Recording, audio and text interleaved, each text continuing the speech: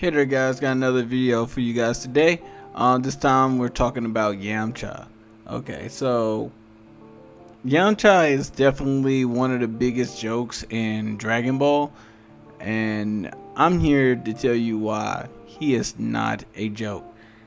Yamcha is definitely one of the coolest characters that was ever created. Now, he's not the strongest. I said coolest, so let's not get into a debate about is he stronger than Goku or anything. He's not. Okay, that's no human on Earth is stronger than Goku or any Saiyan for that matter. I mean, maybe Radish. Well, obviously Radish and Nappa and stuff at this point, but we're talking about relevant Saiyans here. Yamcha, a lot of people, I feel like a lot of fans today, they don't go back and look at the original Dragon Ball, which means that you're really missing out if you haven't looked at any of the original material where Yamcha is first introduced and stuff. He was definitely one of the coolest characters to come out of Dragon Ball, and going into Dragon Ball Z and not so much Super, since he's kind of non-existent until the Moro arc in the manga. Yamcha was actually a really cool character. He's really strong. He was really smart. Not really smart like genius level, but he was a competent fighter for the most part. He wasn't somebody that would just get slapped around. I mean, when we get to Dragon Ball Z, his first big L comes from a Cyberman. Now, this is the part that this is where everybody wants to play him because he lost to a Cyberman. But the thing is about that Cyberman is that Yamcha beat the Cyberman. He was stronger than the Cyberman. He just wasn't stronger than the self-sacrifice move that he did, the life explosion, whatever you would call it.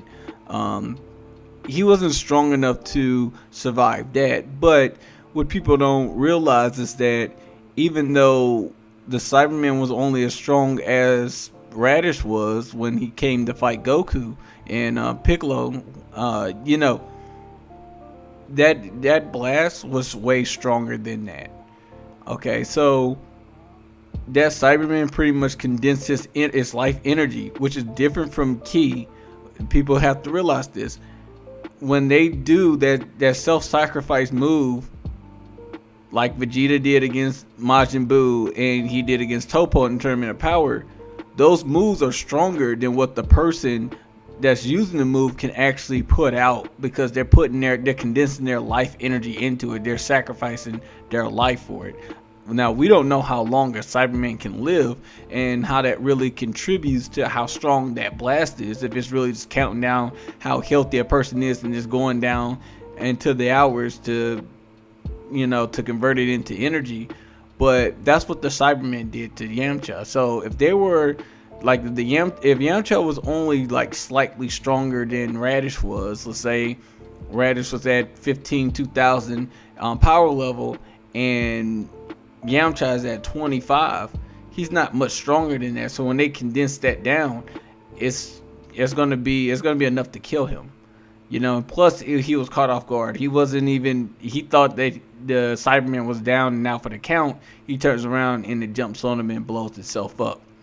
Plus, and it's also stated that Yamcha felt that something could have happened to Krillin because Krillin had already died in Dragon Ball, something that people don't know because they haven't watched the original Dragon Ball series or read the original manga. That's why he went and fought the Cyberman first, because he felt like something was going to happen to Krillin, and at that point in the series, if you died, you couldn't come back after the first time you were wished back, and he didn't want that to happen to Krillin. Yamcha had never died up until that point, so he pretty much sacrificed himself on that one. Now we get past that, and we get to, I'm not even going to talk about the filler where they fight the Ginyu Force because it kind of doesn't make sense. So I'm not going to talk about that. I mean, it was a really cool scene to see him just beating the crap out of them and not really struggle against them and stuff like that. Kind of gives them some shine. So that's one of the things that the filler arc does do. And also, going back a little bit to the Saiyan Saga, when they were training with Kami, it made him look a lot better as well. Now, going back into the Android arc, when Dr. Gero shows up, I mean, and honestly, Piccolo told everybody there, he was like, well, if you don't think you have enough power to be of any help, don't show up, because you're just going to hold us back. And Yamcha knew that, he could feel everybody else's energy. So he was like, yeah, I may not be as strong as them, but I can still contribute to the fight. I can still do this and that. So he felt confident enough to be there and help them out. Now, when Dr. Gero, impels his hand through his chest, it's like, dang, Yamcha again. But you also have to look at the fact that Piccolo also got caught off guard, and Piccolo was more than likely stronger than Krillin, Tien, and Yamcha.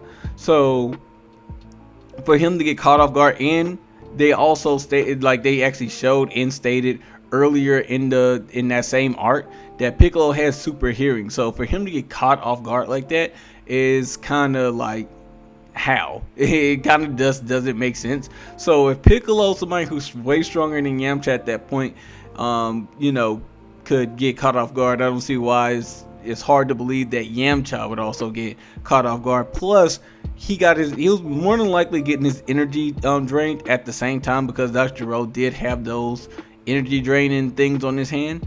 So he probably was draining Yamcha's energy at the same time, before he even put his hand through his chest. So for people to hold that against Yamcha as well is just kind of ludicrous, to be honest. And to tell you the truth, Dr. Gero was actually pretty strong. We don't know his power level, but we do know that after Vegeta fought Android 19, he was not trying to fight Android 20 or Dr. Gero. He wasn't trying to fight him. He definitely bluffed him out.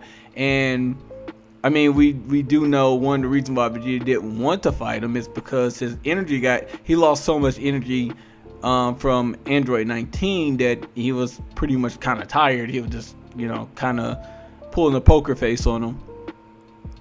But the fact that pretty much nobody there thought they could actually stand a chance against Android or Dr. Gero. I was about to say Android 20. He is Android 20, but Dr. Gero, it kind of speaks volume to how strong he was. So, it's not like he's like Yamcha's just losing the fodder out there. It's not like a Frieza soldier came and punched him in the face and he was just knocked out, KO'd.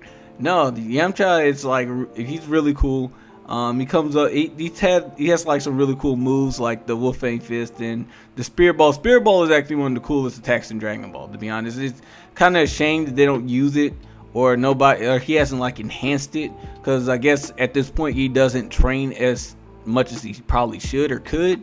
But we all know how Dragon Ball does the human characters now. They don't really get power-ups like they should, and if they do, they're kind of staying in that same spot, so they're not really moving up the ladder of powerful fighters. For the most part, they're staying in their lane, and that's what it is. But Yamcha is definitely one of those cool characters that a lot of fans want to play and put down, but I just wanted to make this video to kind of debunk or get Yamcha into a better light in fans' heads, because Yamcha is definitely a cool character that definitely deserves a lot more respect. And he's a real cool character. He has a cool design. He has cool moves. He's done some really awesome things in this franchise.